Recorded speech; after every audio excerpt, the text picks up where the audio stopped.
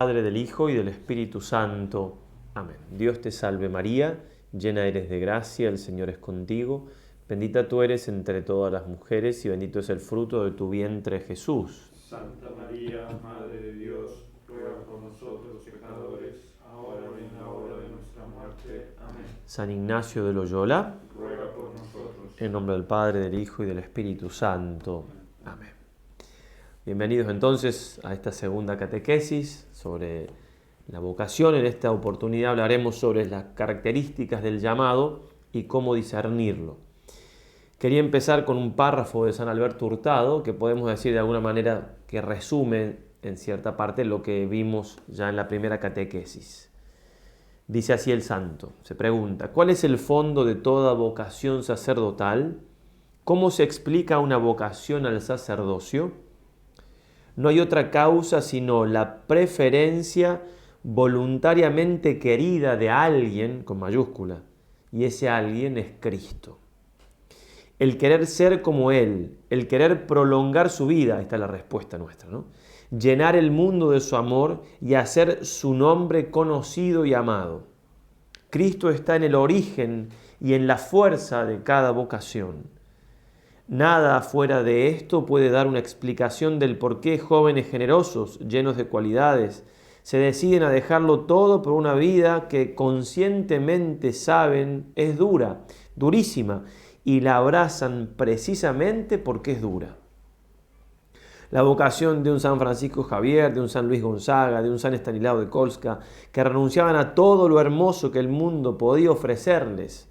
¿Qué explicación tenía si le llegásemos a preguntar? Como la explicación que darían también los jóvenes que daban hoy su testimonio, los novicios, cuia amo Christum, ¿sí? Porque amo a Cristo. Esa es la respuesta común. ¿Qué ha hecho Cristo por mí? Bueno, y entonces, ¿qué he hecho yo por Cristo? ¿Qué puedo hacer por Cristo? Esa es la pregunta que ellos se hacen. Y la respuesta entonces es el sí a ese llamado, sí, así lo siente. Bien, vamos en primer lugar a preguntarnos cómo llama Dios.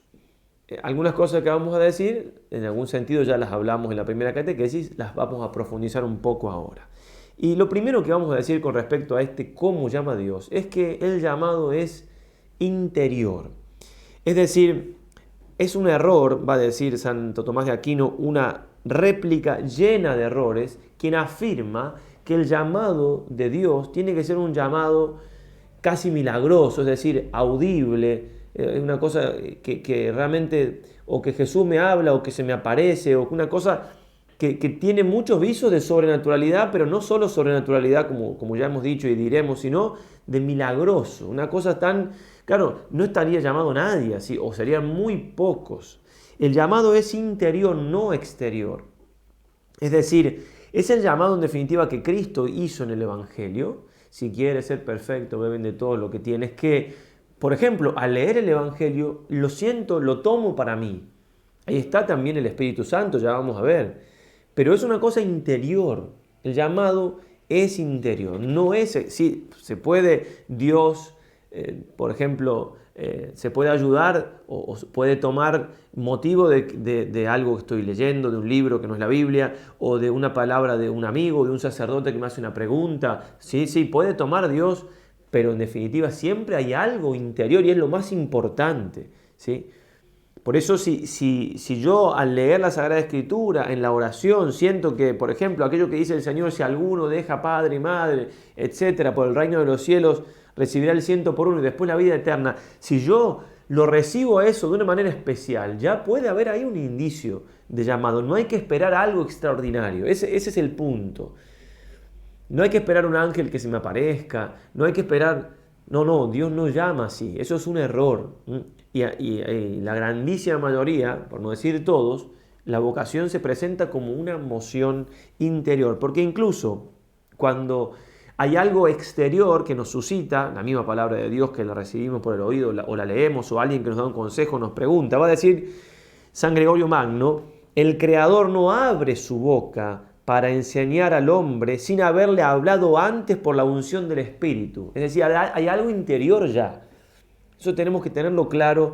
No esperemos cosas sobrenaturales extraordinarias. Que Dios no las hace justamente por eso son extraordinarias. No es que todos los días va haciendo cosas extraordinarias. Si estoy esperando, si uno dice, no, hasta que Dios no se me aparezca o no me hable, yo no voy a saber que tengo vocación, bueno, soy un poco pretencioso, ¿cierto? Entonces, en ese sentido tengo que justamente ajustarme a las cosas como Dios las suele hacer, como nos enseñan los santos, como ha pasado en la historia de la iglesia. Y en este sentido, si uno saca una consecuencia lógica de lo que vamos diciendo, en realidad los llamados son muchos más de lo que nosotros pensamos, porque lo que sucede es que no sabemos interpretar el llamado o a veces no lo respondemos como debemos. Voy a leer un par de párrafos del padre Busuttil, un libro ya citado, que es del siglo pasado. Entonces, en ese sentido, hay que entender que lo que él dice se aplica a un ambiente más católico, de colegios donde se vive más la fe, pero cambiando lo que haya que cambiar, adaptando un poquito a nuestra época, los principios son muy válidos. Dice él en un título de su libro, son muchos los que tienen vocación. No es preciso ir a buscarlos muy lejos o a otros sitios. Los tenemos entre nosotros. No nos damos cuenta porque la vocación es un tesoro escondido que se ha de descubrir y por regla general en un ambiente favorable sale a la superficie y se da a conocer. Jesús ciertamente no puede dejar a su iglesia sin sacerdotes y a la par que ella se desarrolla, ellos han de aumentar. Y con todo sucede lo contrario. Los católicos crecen, en este sentido, en este momento de la historia, crecen en algunas partes del mundo solamente, y los sacerdotes disminuyen. Faltan vocaciones. Es que tal vez Dios no llama. Sería absurdo. Dios, que quiere el fin, la salvación del mundo, ha de dar también los medios, las vocaciones. Son necesarias las vocaciones para la salvación de las personas. Pues entonces querrá decir que muchas vocaciones quedan estériles, ahogadas, no seguidas. Y sin embargo debe de haber vocaciones. San Juan Bosco, sigue el padre Busuttil, decía que más del 30% de nuestros jóvenes católicos tienen vocación. Jóvenes católicos. Una vez quise comprobar si San Juan Bosco exageraba, dice el padre Busuttil, que ha suscitado muchas vocaciones en su tiempo. Era profesor en una clase de bachiller, enseñaba entre otras materias italiano y tenía 18 alumnos. Les di como composición el tema Mi porvenir. Pues bien, de 18, 12 me hablaron de vocación sacerdotal, religiosa o misionera. Sí, o sea, 66,66%.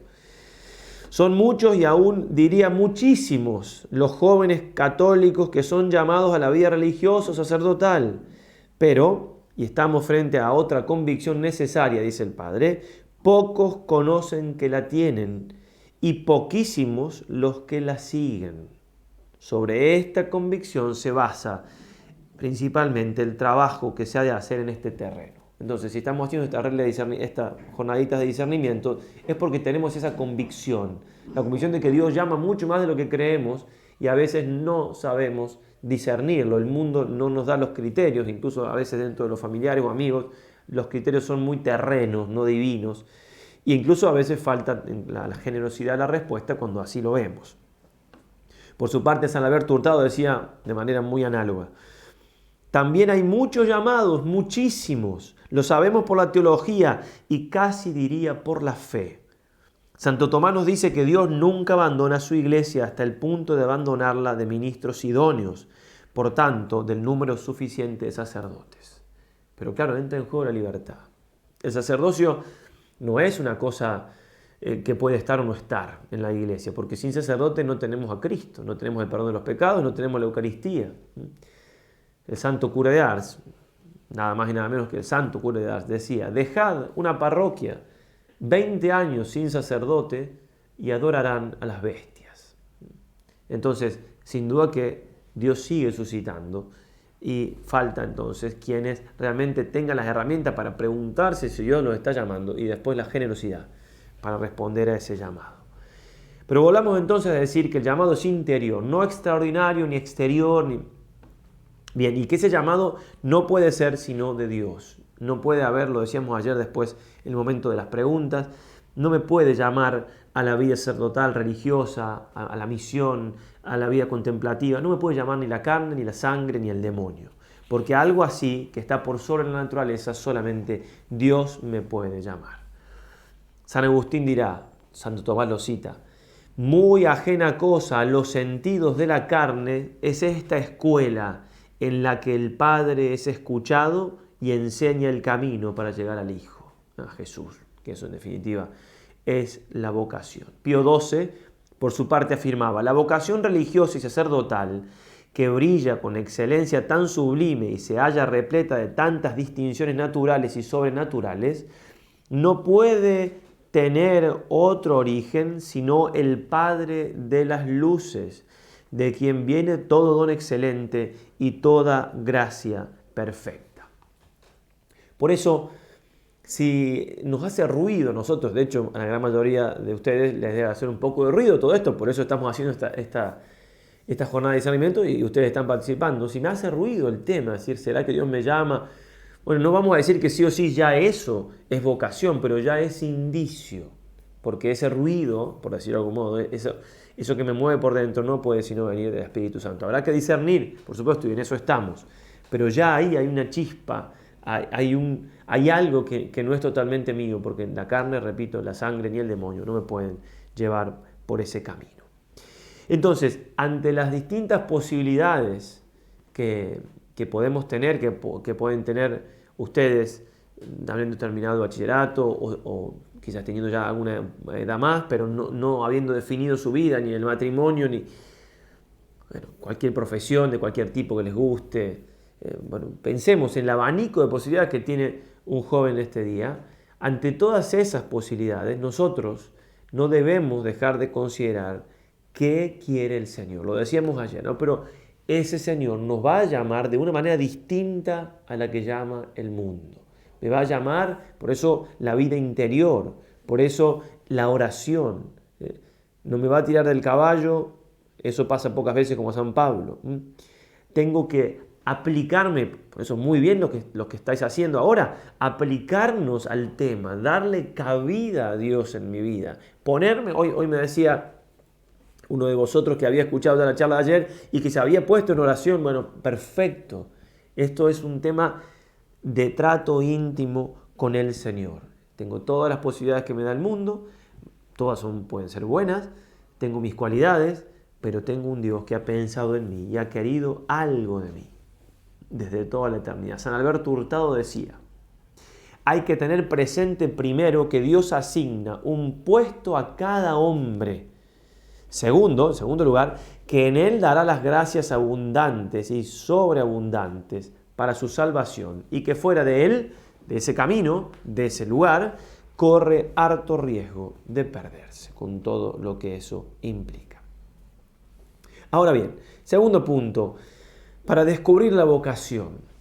Y en este sentido vamos a usar mucho de San Ignacio de Loyola y de su libro, de su vida y del libro de los ejercicios espirituales. No solamente porque estamos, que nos acompaña aquí la imagencita recordándonos que estamos en los 500 años de su conversión. No solamente por eso, es que si hubiéramos dado esta charla en otro momento también hubiera sido San Ignacio la fuente de inspiración, porque las reglas de discernimiento de espíritu que él pone en el libro de los ejercicios y las reglas para hacer elección son de una riqueza única. Por algo, creo que ya lo dijimos en la primera catequesis, la Iglesia ha recomendado más de 600 veces en todos los siglos, en estos 5 siglos de historia de los ejercicios, que se hagan ejercicios espirituales. No es algo menor, salvo en la Sagrada Escritura dudo que haya algo que haya sido tan recomendado por la Iglesia. Por eso vamos a guiarnos mucho por este inmortal libro de los ejercicios y lo que San Ignacio allí propone. Y sepamos que muchos no solamente han, sino que hemos descubierto la vocación haciendo ejercicios. En mi caso, ni siquiera me lo había preguntado nunca hasta que hice ejercicio por primera vez. Bien, lo primero en esto de descubrir la vocación, lo primero que vamos a decir es que hay que tener una norma clara de elección. Y es la siguiente. La vocación, lo decíamos ayer, profundizamos ahora. La vocación es un medio, ¿sí?, para llegar a un fin. Entonces, tiene que estar claro el fin. ¿Cuál es el fin del hombre? ¿Para qué he sido creado? Son preguntas acuciantes que en todo momento de la vida, en algún momento de la vida, la persona se tiene que hacer. ¿Qué hago en esta tierra? ¿Para qué estoy acá? Y San Ignacio nos responde con el principio de fundamento, que es la base de los ejercicios, donde se construye todo lo demás. El hombre es creado, ¿sí? ¿Para qué? Para alabar, hacer reverencia y servir a Dios nuestro Señor, y mediante esto salvar su alma. Esa respuesta tiene que ser clara en mi corazón, en mi mente, en mi voluntad. Porque, en definitiva, la vocación, sea cual sea a la que Dios me llama, tiene que responder a esa primera intención.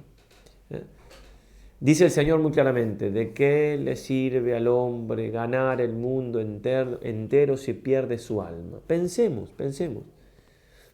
Estamos a punto de morir, que va a llegar más tarde que temprano, aunque a algunos de ustedes les puedan faltar 70 años. ¿Qué problema hay? Pasa así los 70 años, demasiado rápido. Mi padre, antes de morir, él era todavía joven para morir, 66 años tenía. Me decía: si yo tuviera 96 te diría lo mismo que te voy a decir ahora. Es que la vida pasó muy rápido. ¿Por qué? Porque estaba llegando al final. Entonces, ¿de qué me sirve todo lo que puedo ganar en esta vida si pierdo mi alma? Fray Luis de los Reyes decía hermosamente esa poesía: yo, ¿para qué nací? Para salvarme. Que tengo que morir es infalible. Dejar de ver a Dios y condenarme, triste cosa será, pero posible. Posible, y río y duermo y quiero holgarme. Posible, y tengo amor a lo visible. ¿Qué hago? ¿En qué me ocupo? ¿En qué me encanto? Loco debo ser si no soy santo. He sido creado para Dios, para la santidad, para llegar a Él, para amarlo, para servirlo. Y no es que Dios me pide que yo lo sirva como un acto egoísta. Dios no necesita nada, no necesita de nosotros en ese sentido, como si fuera una criatura, no. Dios me está llamando a darle gloria, a servirlo por mi bien. Ese es el fin, y ahí encuentro también mi felicidad. La gloria de Dios, dirá San Ireneo, es que el hombre viva. Nuestro bien es su gloria. Bien, entonces, todas las preguntas que nos vamos a hacer tienen que ir por ese camino. Entonces la vocación no puede ser una vocación a pasarla bien en el sentido mundano, al egoísmo, a hacer mi vida pero como yo quiero. No, siempre el Señor me va a llamar a una cosa altruista, grande, que tenga que ver con este fin, sea cual sea. Si es el matrimonio, será el matrimonio, un matrimonio santo, un matrimonio generoso con Dios, un matrimonio... No al egoísmo, a buscarme a mí mismo, no es el camino. Dios no nos quiere para eso. Va a decir el Señor, y lo dice en general para cualquier vocación: si el grano de trigo que cae en tierra no muere, queda solo. Si muere, da mucho fruto. Tengo que morir, darme, entregarme. Va a decir San Juan Pablo II, una jornada mundial de oración por las vocaciones: me dirijo sobre todo a vosotros, queridísimos chicos, chicas, jóvenes y menos jóvenes, que os halláis en el momento decisivo de vuestra vida, decisivo. Quisiera preguntar a cada uno de vosotros: ¿qué vas a hacer de tu vida? ¿Cuáles son tus proyectos? ¿Has pensado alguna vez en entregar tu existencia totalmente a Cristo? ¿Crees que pueda haber algo más grande que llevar a Jesús a los hombres y los hombres a Jesús? Él tiene necesidad de vosotros para continuar la obra de la salvación. ¿Permaneceréis entonces indiferentes e inertes? Esa pregunta tenemos que hacer. Bueno, entonces, en cuanto a descubrir la vocación, en primer lugar, esa primera regla, esa primera norma: tengo que elegir algo, tengo que descubrir qué quiere Dios y elegir algo que me lleve al fin para que soy creado. Si no me lleva al fin, no es vocación divina, es un querer mío. Y si queremos decirlo mejor todavía, un capricho mío, que no me va a hacer feliz, tan feliz como Dios me quería hacer, y que me va a hacer un obstáculo, o al menos me va a dificultar la entrada al cielo, y va a dificultar la entrada al cielo de las personas que Dios tenía dispuestas para que yo le ayudase a llegar allí. El tercer punto, en cuanto también a esto de descubrir la vocación, vamos a dar algunas normas de elección, y en este sentido vamos a apoyarnos directamente en el libro de los ejercicios espirituales, el libro inmortal.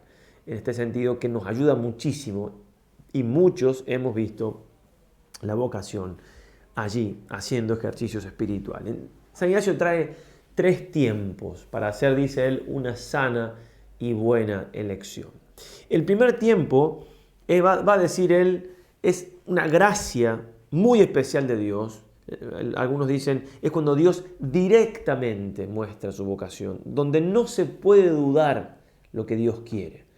No hay duda, Dios muestra con claridad absoluta y mueve la voluntad sin quitarme la libertad.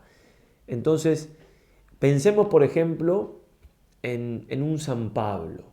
Pensemos, por ejemplo, en cualquiera de los apóstoles, que el Señor les muestra a ellos perfectamente claro lo que quieren, ¿no? Ellos no pueden dudar de eso. ¿Por qué? Porque lo están viendo, lo están escuchando. Y no solamente Jesús les habla desde el exterior, también les muestra desde el interior lo que quiere.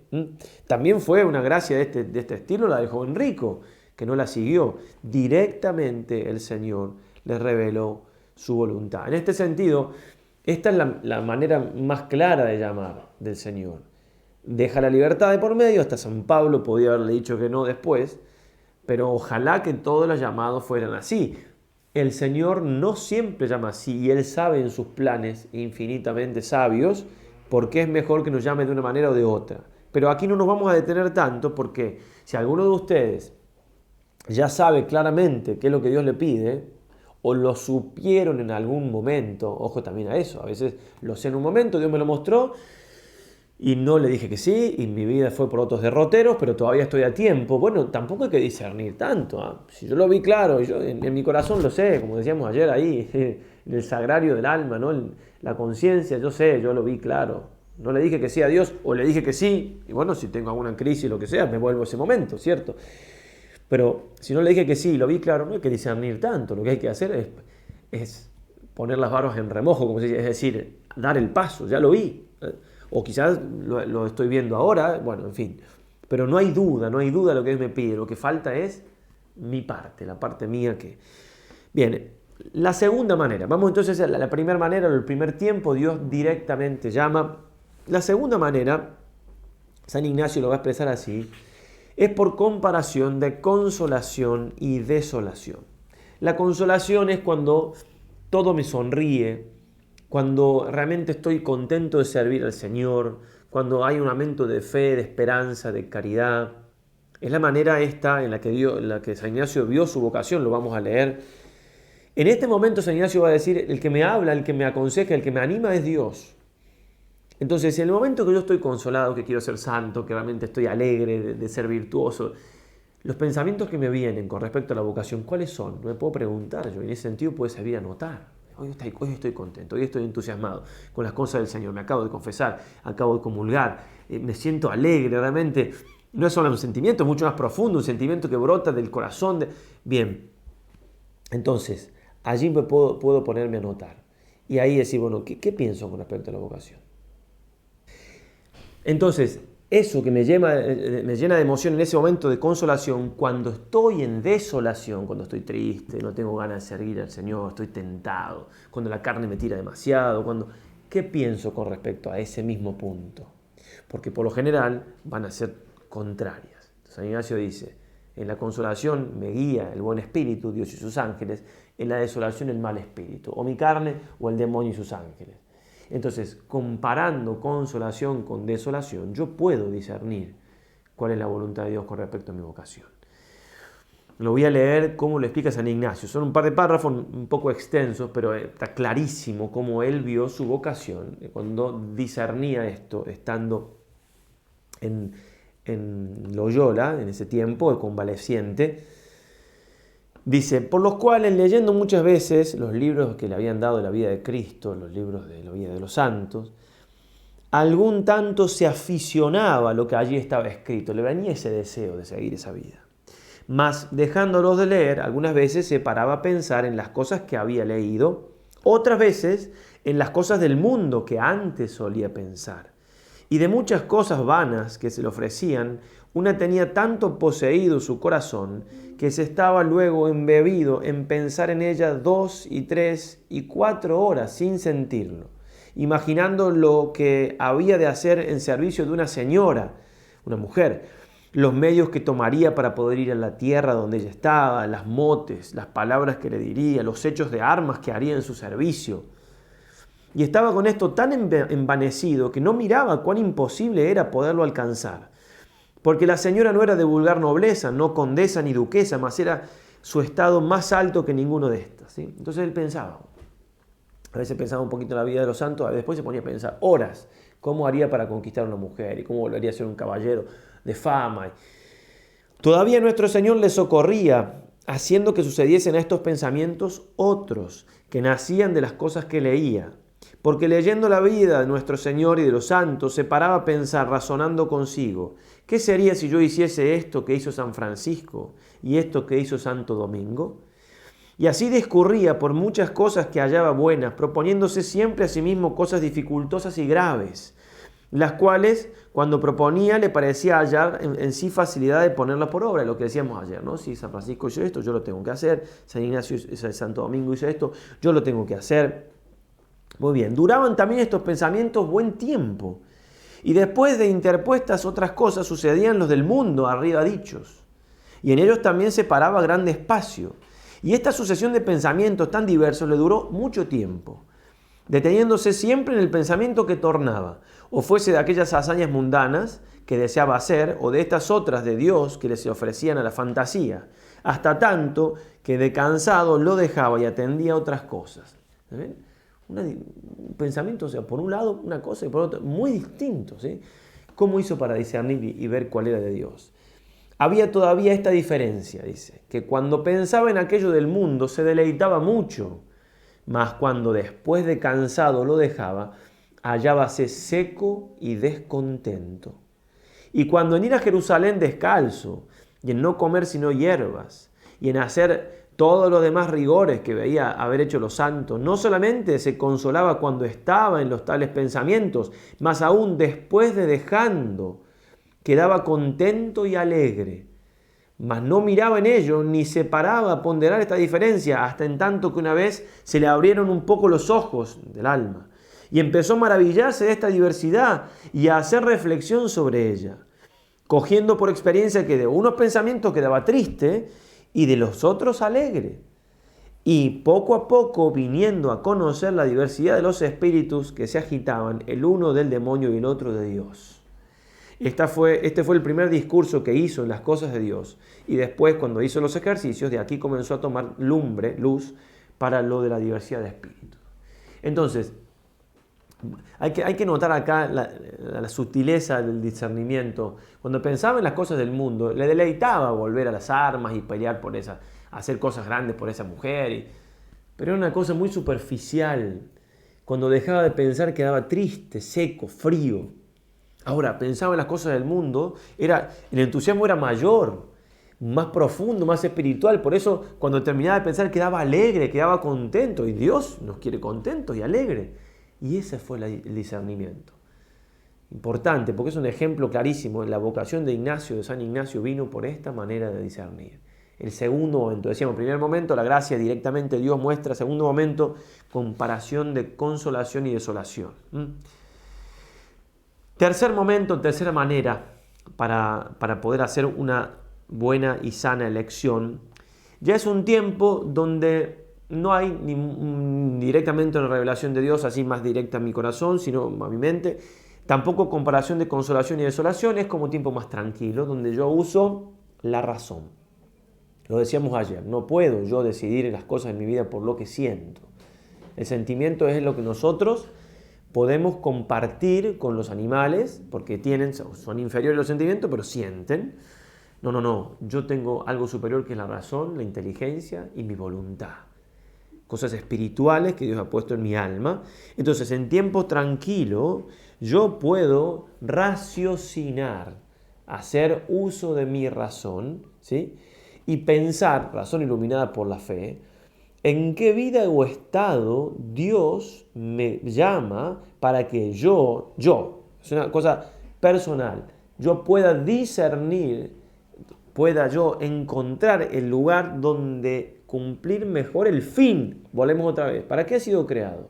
He sido creado para hacer alabanza, servicio de Dios nuestro Señor y salvar mi alma.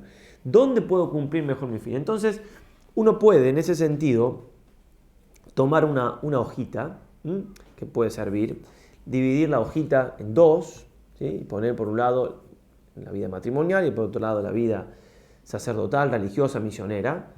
Entonces, y anotar los pros, las conveniencias que yo veo para el matrimonio en orden a mi santidad, a mi salvación, no lo que me gusta más o me gusta menos. Lo que me gusta más, me gusta menos, ya lo sé, no tengo que hacer tanto discernimiento. Y también los contras, los incómodos, las cosas no provechosas que veo en el matrimonio para mi santidad, para mi salvación. Lo mismo, entonces, también con respecto a la vida sacerdotal, consagrada, religiosa. ¿Qué pro, qué conveniencia, qué cosas veo buenas para mi vida en orden a mi santidad? Y también qué contras. Y muy importante entonces que yo lo haga para mí. No estoy hablando objetivamente, no estoy haciendo una clase de teología. Involucra muchísimo mi subjetividad. Porque claro, es mi vocación, no la vocación de un hombre universal. Entonces uno puede ver un pro y contra, así se llama esto, un pro y contra de una persona donde quizás es muy parecido a este pro y contra, pero en esta persona pesó mucho más un pro de un lado que un contra del otro y el otro lo mismo escribió muy parecido y lo juzga distinto. Entonces es una cosa que yo, viendo el fin para el que ha sido creado, no decidiendo según mi gusto, sino el medio que para mí yo veo que me acerca más a ese fin que es mi santidad, mi salvación. Y entonces, según la razón y no según el sentimiento, elijo, razón iluminada por la fe. No puedo elegir según el sentimiento, ¿sí? Obviamente que los sentimientos pueden llegar, tarde o temprano van a llegar, esa alegría y todo, pero no es lo que me mueve, porque en un plano más sensible puede ser que en el momento en que uno racionalmente ve la vocación, sensiblemente uno se sienta como muy débil, incluso uno puede llorar, hasta llorar, porque no eran mis planes los de Dios. Ahora, en otro plano hay una alegría muy grande y después esa alegría termina sobreponiéndose a la sensibilidad. Pero de entrada puede ser que se presente mi vocación como con cierto sacrificio. Y repetimos entonces, para mí, incluso en este para mí, la vocación se puede presentar en esta manera de ¿dónde me está llamando Dios al lugar donde yo pueda evitar el pecado?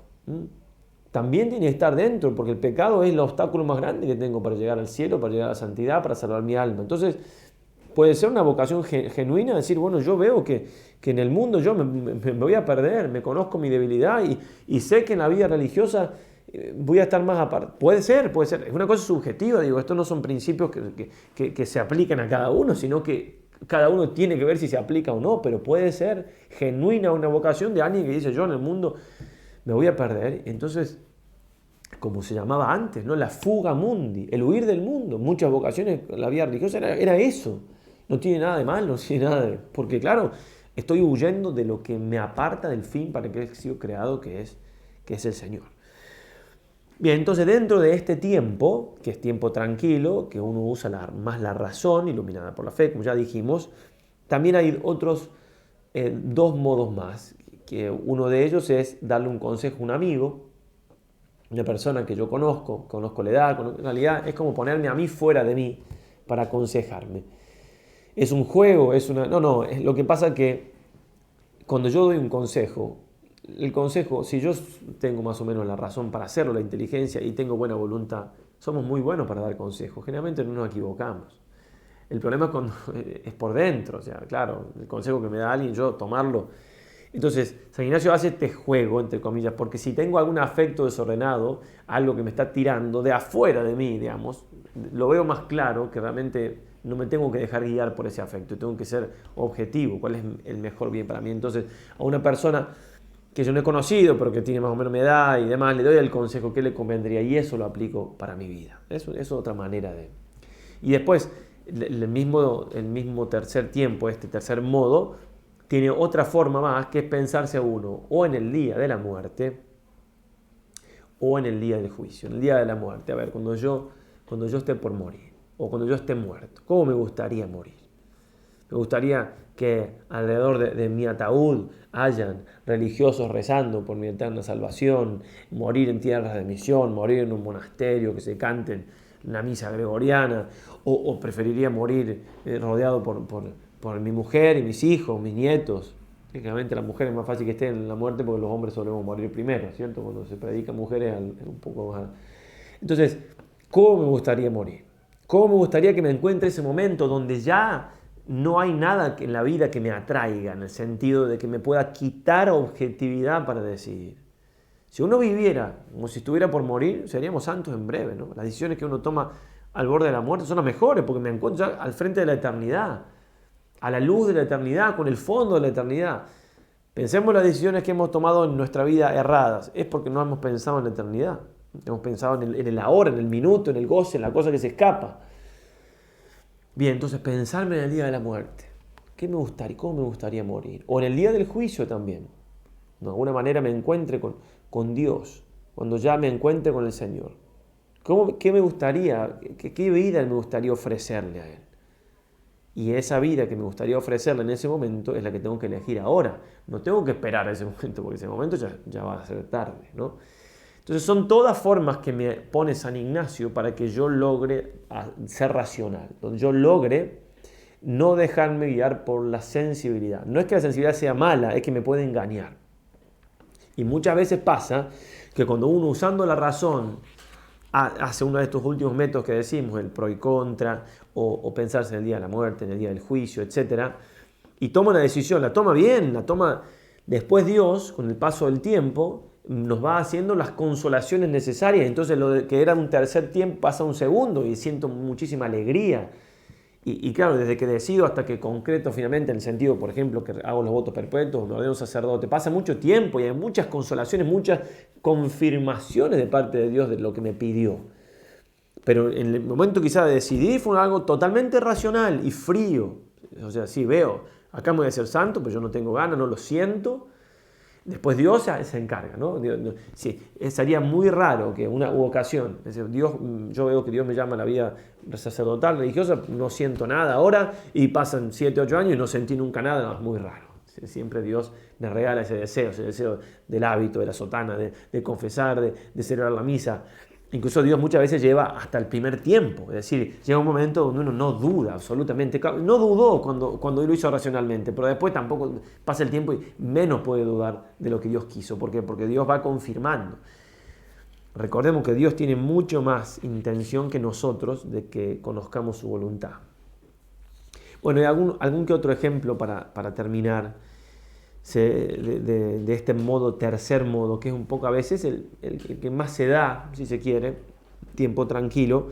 San Claudio de la Colombière, San Claudio Santo, ¿sí? Se lee que llegado a la edad de tener que abandonar el colegio, los estudios inferiores y teniendo que elegir su camino, después de haber encomendado el asunto al Señor, se puso a pensar y a considerar sus inclinaciones, sus dotes, sus posibilidades, también jugando a ver para los dones que Dios le había dado, para qué le podían servir, para qué podía ayudar.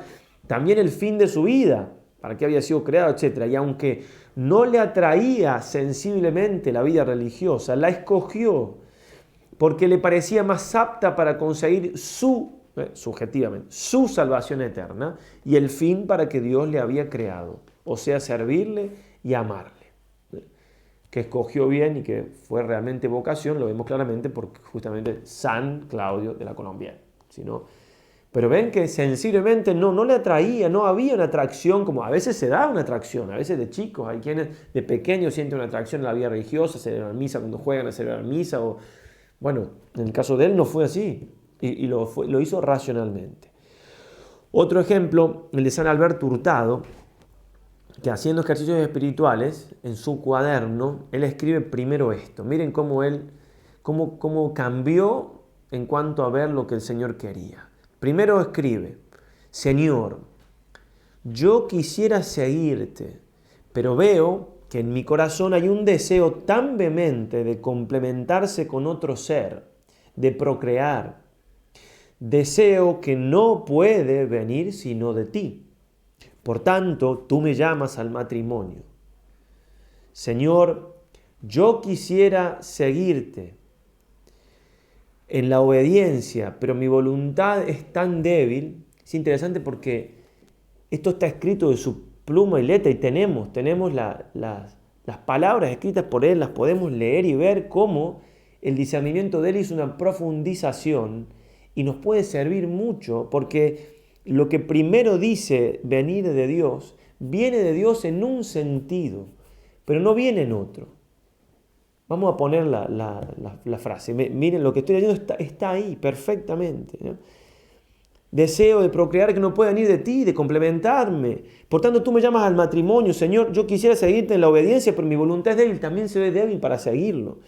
Señor, yo quisiera seguirte, pero veo bien qué podría hacer como apóstol seglar. O sea, veía todo el apostolado como laico. Siento un tal deseo de salvar a mis hermanos del taller. Sé que ese llamamiento no puede venir sino de ti. Entonces parecía, uno lee esto y dice, bueno, listo, está llamado a la vida matrimonial, al apostolado seglar. Parece bien. ¿Y qué es lo que a San Alberto Hurtado lo hizo dar el paso y ver claro que Dios quería otra cosa? La donación total. Lo escribe también él y dice lo siguiente, entre otras cosas, dice, yo te hago la oblación de todo lo que soy y poseo. Yo deseo dártelo todo, servirte donde no haya ninguna restricción o restricción alguna a mi don total, en mi don total. O sea, ¿qué pasó? Eso que decía que venía de Dios, viene de Dios el deseo de complementarse con otros.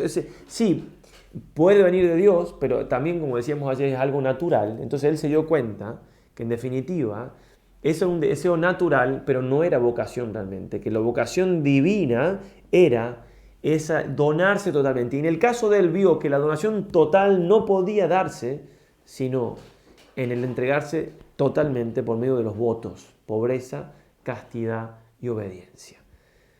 Muy interesante entonces cómo lo ve primero en un plano y después lo ve en otro plano, y ahí cuando lo ve en otro plano no duda de la debilidad que veía primero seguir en la obediencia, no duda de que el apostolado seglar que él quería hacer, en definitiva Dios se lo pide que lo haga. De hecho hizo mucho apostolado con gente de trabajo, fundó por ejemplo en Chile un sindicato, tiene un libro sobre el sindicato. O sea, en lo que él veía lo pudo hacer, y mejor todavía como sacerdote, ¿sí?